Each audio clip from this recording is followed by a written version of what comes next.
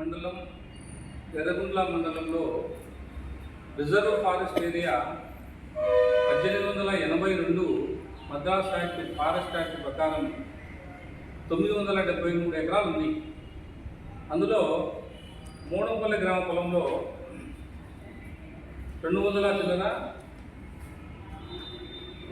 మోడంపల్లి గ్రామంలో 477, రామేశ్వరంలో 299 ఎకరాలు, కొత్తపల్లి గ్రామ పంచాయతీలో 77 ఎకరాలు, అట్లాగే ఎర్రగుంట్ల మండలం కోటూరులో 109 ఎకరాలు. ఈ మొత్తం కలిసి 973 ఎకరాలకు గాను ఇప్పుడు సర్వే చేసినప్పుడు 68 ఎకరాల కింద తగ్గింది. తర్వాత ఇది ఈ భూమి రెవెన్యూ వాళ్ళదా ఫారెస్ట్ వాళ్ళదా అని ఘర్షణ జరుగుతున్న పరిస్థితుల్లో మేము 2014లో కలెక్టర్ కంప్లైంట్ పెట్టాం. కంప్లైంట్ పెట్టిన తర్వాత ఆయన ఆర్డీఓ పంపించడము, ఆర్డీఓ ఎంఆర్ఓ పంపించడము, ఓన్లీ పంపడం వరకే జరిగితే తర్వాత 2015లో మేము ఈ విషయాన్ని లోకాయుక్తలో కంప్లైంట్ చేస్తే దానికి ఫారెస్ట్ అధికారులు దాదాపు ఇప్పటికీ 4 దఫాలుగా రిపోర్ట్ పంపించారు. ఆ రిపోర్ట్ల ప్రకారం ఏమంటే ఫస్ట్ రిపోర్ట్ ప్రకారము 68 ఎకరాలు తగ్గింది ఫారెస్ట్ ల్యాండ్. తర్వాత ఆ గజెట్ మళ్ళా వెరిఫికేషన్ చేసినాము. గజెట్ వెరిఫికేషన్ చేసినప్పుడు 973 బదులు 1044 ఎకరాలు ఉంది. కాబట్టి 1044 ఎకరాలకి ఎదిగిన మళ్ళీ 71 ఎకరాలు యాడ్ అవుతుంది.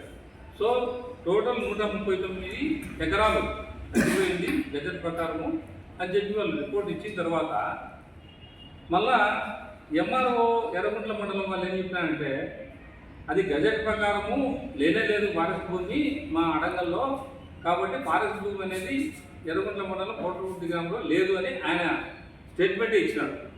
సో అది ఒక 109 ఎకరాలు యాడ్ అయితే కాబట్టి మొత్తంగా 248 ఎకరాలు ఫారెస్ట్ భూమి కనపరిచి కూడా పోయింది. సో దీనికి వీళ్ళు రిపోర్ట్ మీద రిపోర్ట్ చేసి ఎంక్వైరీ పెట్టి రెవెన్యూ వాళ్ళు ఫారెస్ట్ వాళ్ళంతా రిపోర్ట్ చేసి 404 ఎకరాల 17 సెంట్లకు గాను 219 మందికి నోటీసులు ఇచ్చినామని, ఆ 219 మంది నోటీసులు ఇచ్చిన దాంట్లో మాకు లోకాయుక్త వాళ్ళు 162 మందికి పంపించారు. ఆ 162 మేము పరిశీలిస్తే దాంట్లో 1 సెంట్ ఆక్రమించిన వాళ్ళు 49 ఉన్నారు, 2 సెంట్లు ఆక్రమించిన వాళ్ళు 79 ఉన్నారు. ఇట్లా ఈ విధంగా మొత్తం 137 మందికి 4 ఎకరాల 17 సెంట్లు, ఇంకా 27 మందికి ఎటువంటి ఎక్స్టెంట్ మెన్షన్ చేయలేదు. నోటీసులు అయితే ఇచ్చారు. వాడు ఎకరాన 2 ఎకరాల 2 సెంట్ల 3 సెంట్ల ఆక్రమించిన అది చెప్పలే. నోటీసులు అయితే ఇచ్చారు 25 మందికి. అవి కొన్ని రిటర్న్ వచ్చినాయి. సో మొత్తం మీద ఈ 248 ఎకరాలకు గాను 4 ఎకరాల 17 సెంట్లకు ఎవిక్ట్ చేయాలా, ఏది 219 మందిని క్లియర్ చేయాలా అని చెప్పి వాళ్ళు నోటీసులు ఇచ్చి సర్వే చేసినారు. సో దీన్ని బట్టి ఏమవుతుందంటే రెవెన్యూ వాళ్ళకి కానీ ఫారెస్ట్ వాళ్ళకి కానీ దీన్ని తేల్చాలనే ఉద్దేశం వాళ్ళకి లేదు. దాదాపు 7 సంవత్సరాల ఇప్పటికి 248 ఎకరాలు తేల్చాల్సిందే 4 ఎకరాల 17 సెంట్లకు నోటీసులు ఇచ్చినారంటే ఆ నోటీసులు ఎవరు తెలుసా? అందరూ ఎస్సీ, బీసీ, మైనారిటీ వాళ్ళే, అందరూ మళ్ళీ మహిళలే వాళ్ళు. కాబట్టి దీనివల్ల ఏమవుతుందంటే ఆ నోటీస్ ఇచ్చి ఎవిక్షన్కి పోతే ఖచ్చితంగా ల్యాండ్ ప్రాబ్లం వస్తుంది. ఆ భూసి చెప్పి దీన్ని ఈ కేసు మొత్తం ఎంక్వైరీ నుండి కూడా తప్పించాలని వీళ్ళందరూ ఒక ప్లాన్ చేసిన పద్ధతిలో ఉన్నట్టుంది ఈ రెవెన్యూ డిపార్ట్మెంటు, ఫారెస్ట్ డిపార్ట్మెంటు. కాబట్టి అధికారులు, రెవెన్యూ డిపార్ట్మెంటు, ఫారెస్ట్ అధికారులు మీరు ఆ విభాగాల్లో పనిచేస్తున్నారు, కనీసం కొంత అంకితభావంతో పనిచేయండి. భవిష్యత్ తరాలను చూడండి, మీ విభాగాలకు న్యాయం చేయండి. మేము కంప్లైంట్ ఇస్తేనే మీరు ఎంక్వైరీ చేస్తాను కానీ మీకు లేదా బాధ్యత? మీకు ఫారెస్ట్ భూమిని కాపాడాలనే బాధ్యత ఫారెస్ట్ అధికారులకు లేదా? 7 ఏళ్ళు ఎంక్వైరీ జరిగితే 4 మాటలు రిపోర్ట్ చేసి మీరు తేల్చింది 4 ఎకరాల 17 సెంట్ల, మిగతా 244 ఎకరాలు ఏమైంది? అది తేల్చాలి కదా. తేల్చిన తర్వాతనే కదా ఈ పేదల మీదకి పోవాల్సింది. మీరు పెద్దోళ్ళు వదిలిపెట్టి పేదల మీద పడతారా? పెద్దోళ్ళ మీద అసలు సంధించారా? మీరు పేదల మీద అసలు సంధించేది ల్యాండ్ ప్రాబ్లం వచ్చింది కాబట్టి ఇంకా మేము ఈ కేసును ఇద్దరితో క్లోజ్ చేస్తామని చెప్పడమే మేము ఉద్దేశం. కాబట్టి దయచేసి అధికారులు మీరు పనిచేసే విభాగాలకు మీ న్యాయం చేయండి. మీరు ప్రజాదరణ తీసుకున్నారు అని మేము ప్రజాపక్షం తరఫున మిమ్మల్ని డిమాండ్ చేస్తున్నాము. సో దీని మీద మేము ఏదైనా కానీ పైకి కూడా పోయేదానికి మా సభ్యులందరూ కూడా కొంత ఆలోచనలో ఉన్నారు.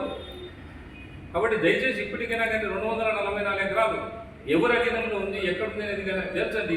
ఒక ఎంఆర్ఓనే 109 ఎకరాలు లేదు గజెట్ ప్రకారం అంటే మీరు తీసుకునే చర్యలేమి? మరి బుద్ధుడూరు మండలంలో ఎంఆర్ఓ ఏం చెప్పినాడు? మేము గజెట్ ప్రకారం బౌండరీ ఫిక్స్ చేసేదానికి మాతో సాధ్యం కాదని ఆయన చెప్పినాడు. దాని మీద చర్యలు తీసుకున్న చర్యలేమిది అంటే గజెట్ ఊరుకుంటుందా? గజెట్ ప్రామాణికమా, ఆర్ఎస్ఆర్ ప్రామాణికమా? గజెటే కదా ప్రామాణికం. అదే చెప్పినాడు ఒక కన్జర్వేటర్, గజెట్ ప్రామాణికము మనకు ఆర్ఎస్ఎస్ కాదని.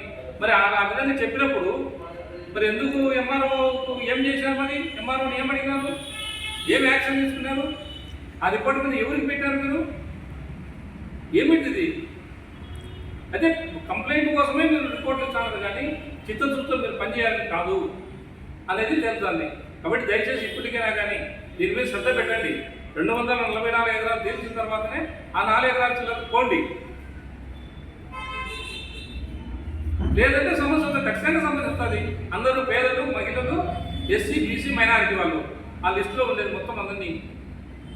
ఇది కాదా మీరు? కాబట్టి దయచేసి కొద్దిగా అంకిత భావంతో పనిచేసి వ్యవస్థను కాపాడండి, ఫారెస్ట్ రిజర్వ్ భూములను కాపాడండి. ఇంతకన్నా మేమేం చెప్పలేము మీకు.